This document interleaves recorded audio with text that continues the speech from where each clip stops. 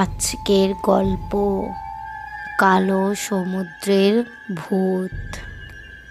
1900 সালের এক অন্ধকার রাতে কালো সমুদ্রের ঢেউয়ের তীব্র ঝোড়ো হাওয়ায় ব্যাকপাল নামক জাহাজটি ডুবে যায়।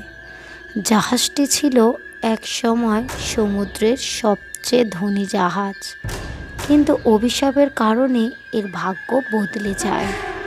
একটি বিশ্বাস অনুসারে জাহাজের ক্যাপ্টেন একটি প্রাচীন মন্দির থেকে একটি সাপযুক্ত মূর্তি চুরি করেছিলেন, যার ফলে জাহাজটি অভিশাপগ্রস্ত হয়ে পড়ে। বছরের পর বছর ধরে ব্যাকপাল একটি জাহাজের ভূত হিসাবে খ্যাতি লাভ করে। মৎস্যজীবীরা রাতের বেলায় জাহাজের ঘন্টা বাজাতে শুনত এবং জাহাজের ছায়া সমুদ্রের উপরে ভেসে থাকতে দেখত। কিংবদন্তি বলে জাহাজটি এখনও সমুদ্রের গভীরে ডুবে আছে এবং ক্যাপ্টেনের ভূত জাহাজের ভেতরে ঘুরে বেড়ায়। একদিন একদল সাহসী ডুবুরি ব্যাকপাল খুঁজে পেতে লাগলো। তারা জাহাজের অবস্থান নির্ণয় করে এবং ডুব দিতে শুরু করে।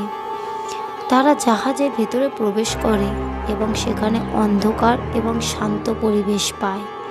তারা জাহাজের কেবিনে পাল এবং অন্যান্য জিনিসপত্র দেখতে পায়, কিন্তু যখন তারা জাহাজের ক্যাপ্টেনের কেবিনে প্রবেশ করে তখন তারা একটি ভয়াবহ অভিজ্ঞতা লাভ করে। তারা একটি অন্ধকার ছায়া দেখতে পায় যা কেবিনের ভেতরে ঘুরে বেড়াচ্ছে। ছায়াটি তাদের উপর ঝাঁপিয়ে পড়ে এবং তাদের মধ্যে একজন ডুবুরি হঠাৎ করে চিৎকার করে ওঠে। অন্য ডুবুরিরা তাকে উদ্ধার করে এবং সমুদ্রের উপরে ফিরে আসে। তারা জাহাজের ভেতরে আর কখনো প্রবেশ করে না। তারা জানতো ব্যাকপাল একটি অভিশাপগ্রস্ত জাহাজ এবং এর ভেতরে ক্যাপ্টেনের ভূত ঘুরে বেড়ায়। তারা একটা কথা বুঝতে পেরেছিল যে কিছু জিনিস মানুষের অনুসন্ধান করার জন্য নয়। ব্যাকপাল এমন একটা জিনিস যা সমুদ্রের গভীরে ডুবে থাকাই উচিত। গল্পটি কেমন লাগলো কমেন্ট করবেন এবং একটা লাইক করবেন। আরও নতুন নতুন গল্প পেতে চ্যানেলটিকে সাবস্ক্রাইব করবেন।